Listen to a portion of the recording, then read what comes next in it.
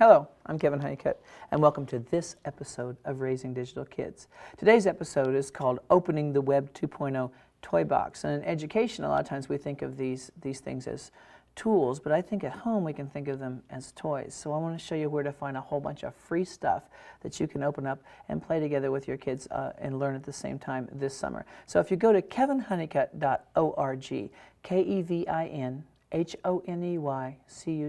that's my home site.org, and click over toward the right side on Cool Free Tools. I want to walk you through, so if you get there and go to this page, I'm going to walk you through some quick highlights. But I want to invite you as a mom and as a dad and as a grandma and as a grandpa to look at these tools sort of first. Okay, look at the tool first, make sure it's the appropriate tool or toy for your kid to play with. You could do it together side by side, but I think it's nice if mom and dad go in first. So if we start at the very top, you'll see a program called Alice. It's computer programming in a 3D environment. It's simple, and if you've got a kid who's a sort of whiz-bang digital kid, they may get really, really excited about it. Another one of these is that's fun to play with is Animoto. And it lets kids create quick video presentations with music, and so they can do like our vacation, a quick 30-second or 1-minute video to show to grandma, and that's a really good one. Another piece of software that kids might really enjoy is Audacity.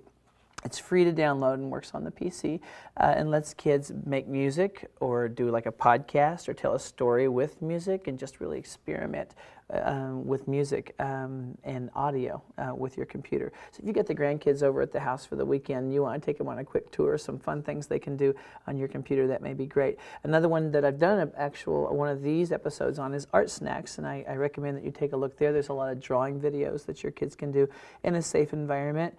A couple of more that I really like. Celestia. You'll see a link on this page. Celestia is a download. It's a piece of free software that lets kids sort of manipulate, hand touch, move, and mess with the solar system. And you'll be amazed that this is free. It's gorgeous. The animation on this is gorgeous. I could see kids playing with Celestia and then taking us all into a room and turning the lights off, and almost like a planetarium, and they're the docent of the night sky. So, I mean, it's all up to your imagination, but letting kids sort of run with their imaginations is part of what summer's all about.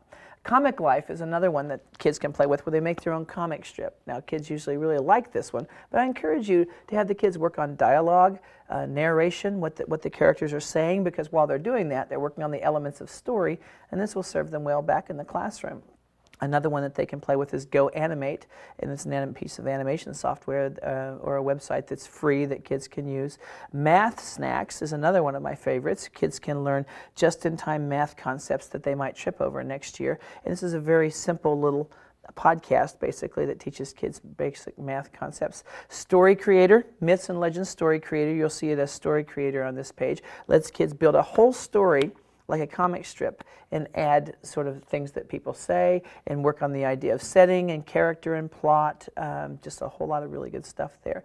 A couple more. The Hero Factory. Kids get to make their own superheroes. They can make themselves into a superhero, and you'll see that link on the page. And lastly, I'll end with Wordle. Wordle basically makes word clouds. So if a kid writes an essay or a report, he takes all those words and puts it into Wordle. It'll make a cloud. And the more a kid uses a word, the bigger it gets. And what kids start to learn is, man, I use that word a lot. They start to learn about word frequency and stuff like that. They can also take a whole website and run it through Wordle and find out what the gist of that website is what that website is up to. These are just a few of the fun things I think you can do when you open the Web 2.0 toy box. See you next time.